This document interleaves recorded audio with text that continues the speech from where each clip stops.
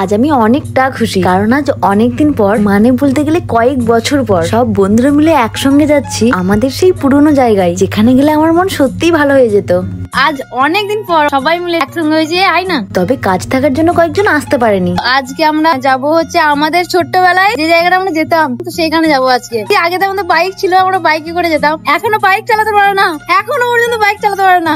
ওকে নিয়ে আমাদের সব সময়ের জন্য সমস্যা ছিল, আজও আছে। কারণ একটা ড্রাইভার না থাকলে সমস্যা, তার জন্য আমাদের সবাইকে কার নিয়ে যেতে হচ্ছে আজকে। যাই হোক, এদিকে এই যে আমাদের আর দুটো দেবদাস, এই যে আমাদের দেবদাস চুল দাঁড়িয়ে কিছু কাটবে না, ওই আর একটা দেবদাস। যাই হোক, ওদেরকে দেখে তো আমরা সবাই অনেক বেশি হাসাহাসি করছিলাম। এত গরমে কেন যে চুল কাটে না কে জানে। যাক, সব বাদ দিয়ে আমরা সজ্জা বেরিয়ে পড়লাম মাচান যাওয়ার জন্য। সত্যি কথা বলতে আগে অনেকবার গেছি, আর আজ আবারও সব একই রকম ভাবে অনেক মজা আনন্দ হই হুল্লোড় করেই যাচ্ছিলাম। তবে কি বলতো, ওই যে আগের অনুভূতি গুলো কিছুতেই ফিরে পাচ্ছি না। আগে আমাদের কাছে বেশি টাকা থাকতো না, আমরা সবাই মিলে দুটো বাইক অনেক কষ্ট করে জোগাড় করতাম, আর তার মধ্যেই সবাই 10 টাকা করে দিয়ে চাঁদা তুলতাম। তারপর চাঁদা তুলে যে টাকাটা হতো সেটা বাইকে পেট্রোল ভরে বেরিয়ে পড়তাম। কিন্তু আজ তেল ভরার টাকা থাকলেও আমাদের হাতে তো সময়ই থাকে না। ওই যে কথাই আছে না, বয়স বাড়ার সাথে সাথে মনের ইচ্ছা শখ গুলোও কোথায় যেন হারিয়ে যায়, যেটা চাইলেও ফিরে পাওয়া যায় না।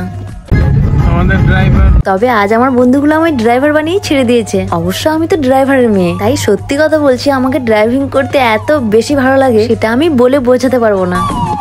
খুব সুন্দর একটা জায়গা, জায়গাটা খুব সুন্দর। বলো, আশিক বলছে যে 100 কটা পুকুর আছে, শুনেছি বলছে, কিন্তু এখানে তো যা দেখতে পাচ্ছি অনেক পুকুর আছে।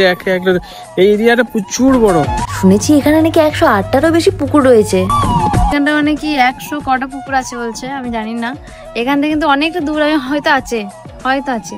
ওইখান থেকে আমি দেখতে পাবো না, আমি অত যাবো না। এটা সরকারের জায়গা। এখানে আমি এলাম তো আমাকে ওরা বলে যে কিউএনএটা এখানে করা যায়। তারপরে বললাম যে ঠিক আছে চল। এমনিতেই তো তোমরা যা কোয়েশ্চেন করেছো আমি বাড়িতে আমি তো দিতেই পারবো না, তো ভালো এইখানে আমি একদম সবাই আছে ঠান্ডা মাথায় তোমাদের প্রশ্নের উত্তরগুলো দিয়ে দিই। তো তাই আমি আর আমার 4949 টিম সবাই মিলে একসঙ্গে তোমাদের কোয়েশ্চেনের অ্যান্সার দিতে দিতে আমাদের তো পুরো অবস্থা খারাপ। আর তারপর কিউএনএ শেষ করার পর এই যে প্রথমবার আমরা সবাই একসাথে একটা রিলস বানাবো বলে পুরো 5 থেকে 10 মিনিট ধরে প্র্যাকটিস করেই যাচ্ছি। তবে আমি তো ক্যামেরাম্যানকে দেখে পুরো অবাক, তুই এত সুন্দর কবে নাচতে শিখলি ভাই? সিরিয়াসলি বলছি, আমাদের সববার থেকে ক্যামেরাম্যান ভালো নাচছিল। যাই হোক, আমাদের কিউএনএ ভিডিও শুট করা হয়ে গেছে। তবে এই শুটটা আমরা একদমই করতে পারছিলাম না।